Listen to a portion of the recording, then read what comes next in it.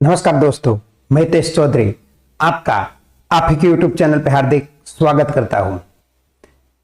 हर week की तरह charts for a week में इस बार भी हम आपके लिए कुछ नए चार्ट लेके आए हैं, जिसको आपकी वॉच लिस्ट में रखना जरूरी है, क्योंकि आप उसे अपनी वॉच लिस्ट में रखेंगे तभी तो आपको पता चल सकेगा कि चार्ट पैटर्न या कैंडलस्टिक पैटर्न किस तरह से वर्क करती है या उसे हम किस तरह से पहचानना है। ये सारी एजुकेशन नॉलेज आपको उसी से मिल सकेगी। हम अपने जो जितनी वीडियो में आपको पैटर्न सिखाते हैं, कैंडलस्टिक पैटर्न सिखाते हैं, चार्ट पैटर्न सिखाते हैं, उसका प्रैक्टिकल एग्जांपल हम आपको यहां दिखाने का प्रयत्न करते हैं। यानी कि किसी भी चार्ट पे हमारी खरीदी या बेचने की राय नहीं होती है। ये चार्ट सिर्फ और सिर्फ आपकी एजुकेशन पर्पज के लिए होता है। हालांकि आज मैं अपने स्टूडियो में नहीं हूं, तो शायद वीडियो की क्वालिटी या आवाज में थोड़ी सी प्रॉब्लम हो सकती है, लेकिन मैं ट्राई करूंगा कि आपको अच्छी क्वालिटी मिल सके। और आज की वीडियो ज्यादा लंबी में नहीं बना सकूंगा, तो शॉर्ट में हम कवर कर देंगे। लेकिन ये वीडियो शुरू करने से पहले अगर आपको हमारी ये सीरीज पसंद आती है तो इस वीडियो को लाइक करना मत भूलिए और चैनल को सब्सक्राइब कीजिएगा और बाजू में दिखाए गए बेल आइकन को हिट करना मत भूलिए, ताकि आने वाले वीडियो की नोटिफिकेशन आप तक पहुंच सके। तो इस वीक के नए चार्ट देखने से पहले हमने पिछले वीक में जो चार्ट अपनी वॉच लिस्ट में ऐड किए थे उसके क्या हालात थे, पहले वो हम देखना पसंद करेंगे। तो जो हमारे पिछले वीक में हमारा पहला चार्ट वॉच लिस्ट में ऐड हुआ था वो था अल्केम लैबोरेटरीज का चार्ट, और उस पर आप देख सकते हैं कि हमने यहाँ फ्लैग पैटर्न पहचाना था।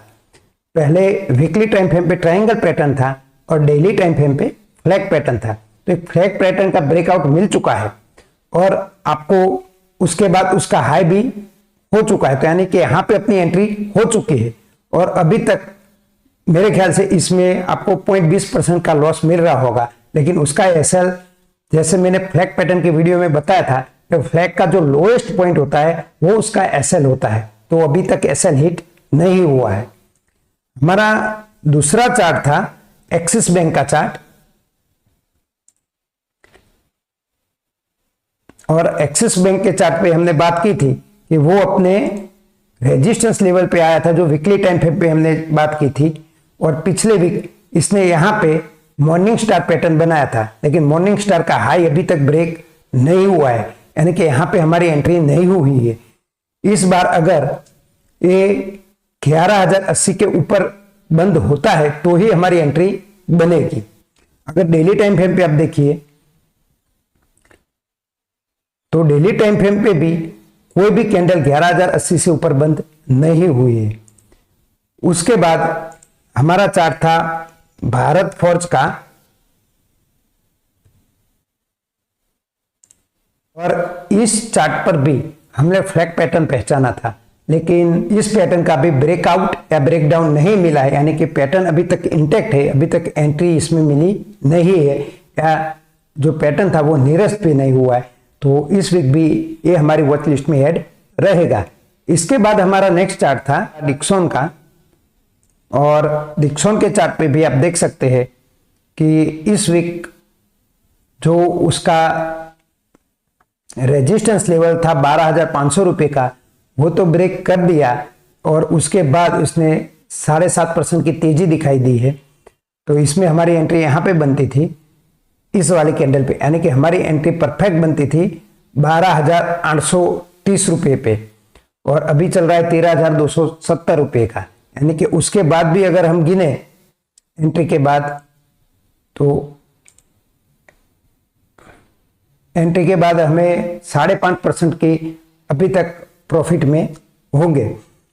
जिस तरह मैंने आपको बताया था कि हम जो पैटर्न है वो बिग टाइम फ्रेम पे ढूंढते हैं, क्योंकि वहां पे नॉइज कम होता है, लेकिन एंट्री हम छोटे टाइम फ्रेम पे लेते हैं क्योंकि हमें रिस्क रिवॉर्ड भी संभालना है। तो डिक्सन की बात हो गई। अब नेक्स्ट चार्ट था हेवल्स का, और हेवल्स के चार्ट पे भी फ्लैग पैटर्न हमने जो पहचाना था उसका अभी तक क्लियर कट ब्रेकआउट हमें नहीं मिला है। ऐसी कैंडल पे हमारी एंट्री नहीं बनती है। हेवल्स के बाद हम मजगांव डोकैत की बात की थी, तो उस पर भी हमने फ्लैग पैटर्न पहचाना था और इसका अभी तक ब्रेक डाउन नहीं मिला है, क्योंकि हमें कैंडल की क्लोजिंग देखनी है। तो ये वहां पे अभी तक क्लोजिंग मिली नहीं है। उसके बाद हमारा जो नेक्स्ट चार्ट था वो था पॉलीकैप का चार्ट, और पॉलीकैप के चार्ट पे जो हमने फ्लैग पैटर्न पहचाना था उसका ब्रेकआउट भी मिल चुका और रिटेस्ट भी हो चुका है। तो इसमें हमारी एंट्री बनी है, लेकिन अभी तक कोई ज्यादा मुनाफा नहीं हुआ है, लेकिन एसएल भी हिट नहीं हुआ है। पॉलीकैप के बाद हमने प्रेस्टीज का चार्ट देखा था, और प्रेस्टीज के चार्ट पे भी हमने फ्लैग पैटर्न पहचाना था।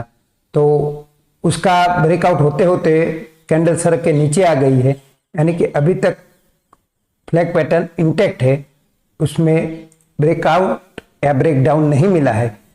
प्रेस्टीज के बाद हमारा चार्ट था टेक महिंद्रा का, और टेक महिंद्रा के चार्ट पे हमने रेजिस्टेंस का ब्रेकआउट देखा था, और हमने कहा था कि इतने बड़े ब्रेकआउट पे हमारी एंट्री नहीं बनती है, अगर इसका रिटेस्ट होता है तो हमारी एंट्री बनेगी। तो इस बार यहाँ पे बेरी सरामी पैटर्न बना है, अगर सरक के यहाँ पे आता है और हमें एंट्री देता है तो हमारी निगाहें वहां पे रहेगी। तो ये हो गए पिछले वीक में हमने जो चार्ट देखे थे उसके कुछ हालात। अब इस वीक में हमारे लिए पहला चार्ट रहेगा यूपीएल का, क्योंकि इस चार्ट पे आपको एक inverted head and shoulder pattern दिखाई दे पड़ रहा है, और इसकी नेकलाइन यहां से डाले तो इस तरह से तिरछी नेकलाइन बनती है, और इसका ब्रेकआउट भी मिल चुका है। तो हमारा इस वीक का पहला चार्ट है यूपीएल का।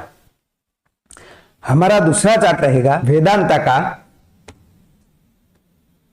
यानी कि वेदांता के चार्ट पे आप फ्लैग पैटर्न देख सकते हैं, और इसका ब्रेकआउट अब नहीं मिला है, लेकिन इस बार उसने हाई लेवल को टच करने का ट्राई किया है, तो हो सके इस वीक में उसका ब्रेकडाउन हमें मिल जाए।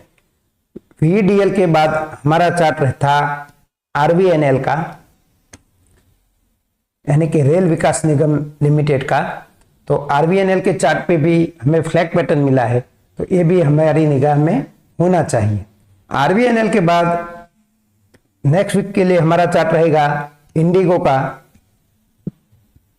और इंडिगो के चार्ट पे आपको एक रेजिस्टेंस का ब्रेकआउट मिला है। यहाँ पे हमने आपसे बात की थी कि एक बॉक्स पैटर्न बन रहा है, लेकिन इस बार जो ब्रेकआउट था वो 10% का है, तो इतने हाई पे हमारी एंट्री नहीं बनती है। तो इसका रिटेस्ट होने का हमें इंतजार करना पड़ेगा या इसे छोड़ना पड़ेगा, क्योंकि फोमो में आके हमें अपना पोजीशन नहीं बनानी है। लेकिन पोजीशन बनाने से मेरा मीनिंग है पेपर ट्रेड के लिए, क्योंकि हम यहाँ कोई बाय एल सेल के एडवाइस नहीं देते हैं। हम सिर्फ और सिर्फ आपको एजुकेशन पर्पज के तौर पे चार्ट दिखाते हैं और उसमें एंट्री कैसे लेते हैं वो सिखाने का प्रयास करते हैं। अगर हम सीधे आपको टिप देंगे तो आप क्या सीख पाएंगे? तो आप सीखने का प्रयास कीजिए, और अगर आपको ट्रेड करने की इच्छा है तो उससे पहले अपने फाइनेंशियल एडवाइजर की सलाह जरूर लीजिएगा, क्योंकि हम कोई सेबी रजिस्टर्ड एनालिस्ट नहीं है। तो इंडिगो के बाद हमारा नेक्स्ट चार्ट था पूनावाला,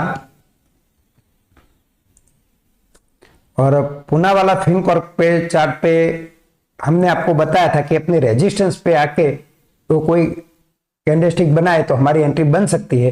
तो यहाँ पे आप देख सकते हैं कि इसने यहाँ बुलिश हरामी कैंडलस्टिक पैटर्न बनाई थी, फिर रिटेस्ट करके यहाँ पे उसने मॉर्निंग स्टार कैंडलस्टिक पैटर्न बनाई है, तो हमारी एंट्री यहाँ पे हो सकती थी। लेकिन अब हम इससे लेट हो चुके हैं, तो अगर फिर से रिटेस्ट होकर थोड़ा नीचे आता है तो ही एंट्री बनेगी, नहीं तो इसे छोड़ना पड़ेगा।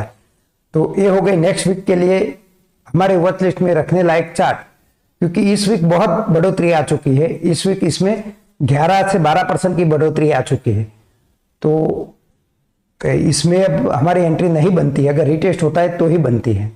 जैसे कि मैंने पिछले वीक डबल टॉप और डबल बॉटम की वीडियो बनाई थी, तो ये डबल टॉप का आपको एग्जाम्पल देखने को क्लियर कट मिल रहा है, और डबल टॉप के टूटने पर यहाँ से कितना बड़ा डाउन ट्रेंड आया है। तो वो भी आपने वीडियो नहीं देखी है तो हमारी प्लेलिस्ट में जाके वो देख सकते हैं। तो आज की वीडियो में हम इतना ही रखते हैं, से अगले वीक आपके लिए इसी तरह के नए चार्ट लेके आपके सामने पेश होंगे।